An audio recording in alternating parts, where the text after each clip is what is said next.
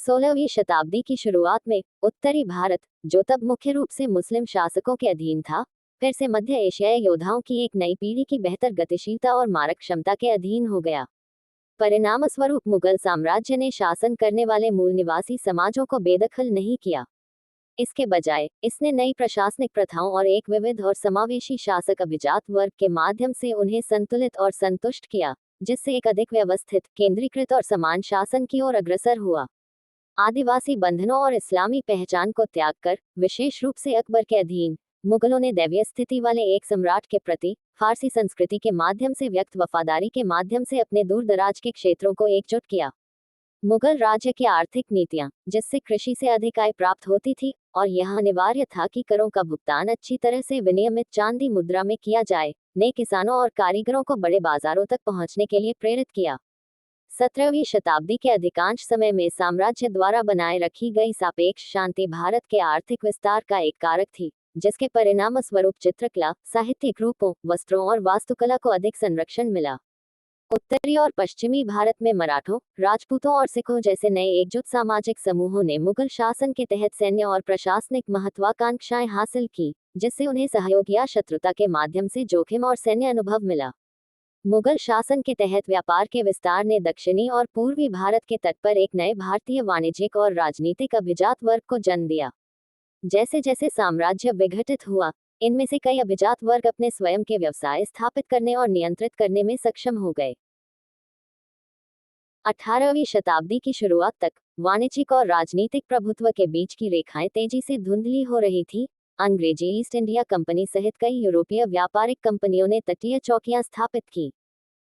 East India company के समुद्र पर नियंत्रण, अधिक संसाधन और अधिक उन्नत सैन्य प्रशिक्षण और प्रौद्योगिकी ने इसे अपनी सैन्य शक्ति पर जोर देने के लिए प्रेरित किया और इसे भारतीय अभिजात वर्ग के एक वर्ग के लिए आकर्षक बना दिया। 1765 तक कंपनी के लिए बंगाल क्षेत्र पर नियंत्रण हासिल करने और अन्य यूरोपीय कंपनियों को किनारे करने के लिए ये कारक महत्वपूर्ण थे।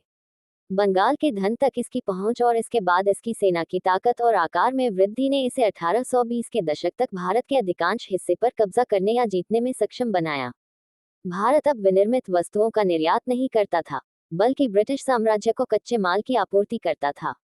कई इतिहासकार इसे भारत के औपनिवेशिक काल की शुरुआत मानते हैं।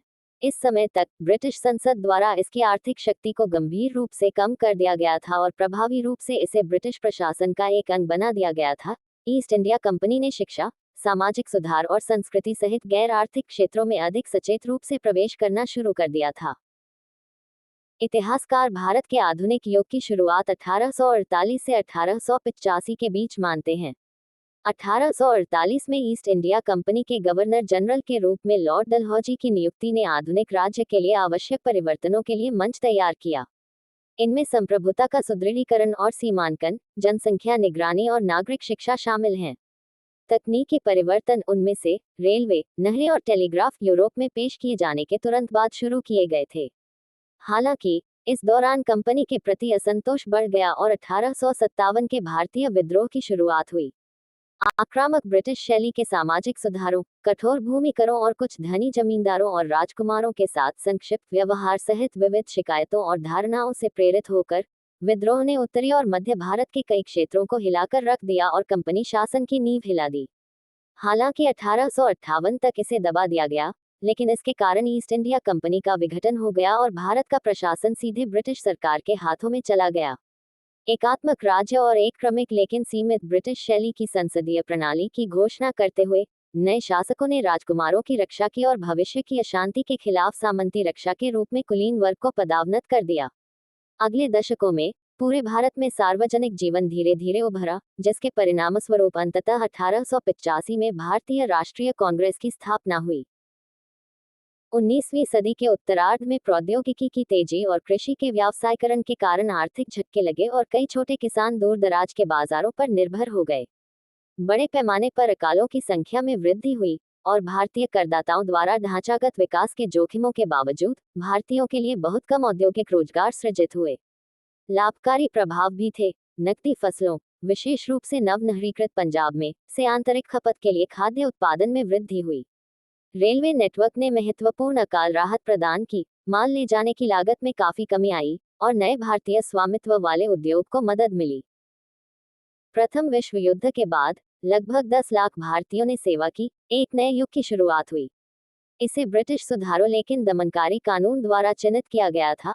अधिक कठोर भारतीय स्वशासन का आह्वान किया गया था और असहयोग के अहिंसक आंदोलन की शुरुआत हुई थी, जिसमें महात्मा गांधी एक नेता और स्थायी प्रतीक बन गए थे।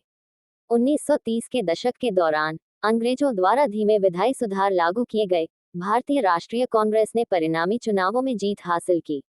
अगला दशक संकटों से घिरा था। द्वितीय विश्व युद्ध में भारतीयों की भागीदारी, असहयोग के लिए कांग्रेस का अंतिम प्रयास और मुस्लिम राष्ट्रवाद का उदय। 1947 में स्वतंत्रता के आगमन के साथ ये सभी बंद कर दिए गए, लेकिन भारत के दो राज्यों, भारत और पाकिस्तान में विभाजन के बाद ये नरम हो गए। एक स्वतंत्र राष्ट्र के रूप में भारत के आत्मसम्मान का केंद्र उसका संविधान था, जो 1950 में पूरा हुआ, जिसने एक धर्मनिरपेक्ष और लोकतांत्रिक गणराज्य की स्थापना की। लंदन की घोषणा के अनुसार भारत ने राष्ट्रमंडल की सदस्यता बरकरार रखी और इसके अंतर्गत पहला गणतंत्र बन गया।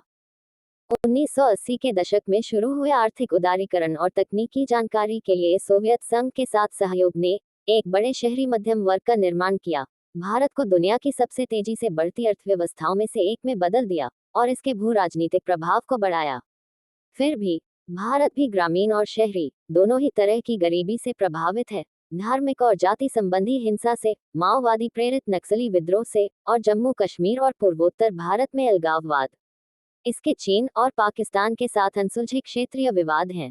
भारत की स्थायी लोकतांत्रिक स्वतंत्रताएं दुनिया के नए देशों में अद्वितीय हैं। हालांकि इसकी हालिया आर्थिक सफलता के बावजूद इसकी वंचित आबादी की इच्छाओं से स्वतंत्रता अभी भी एक लक्ष्य है जिसे हासिल किया जाना बाकी है।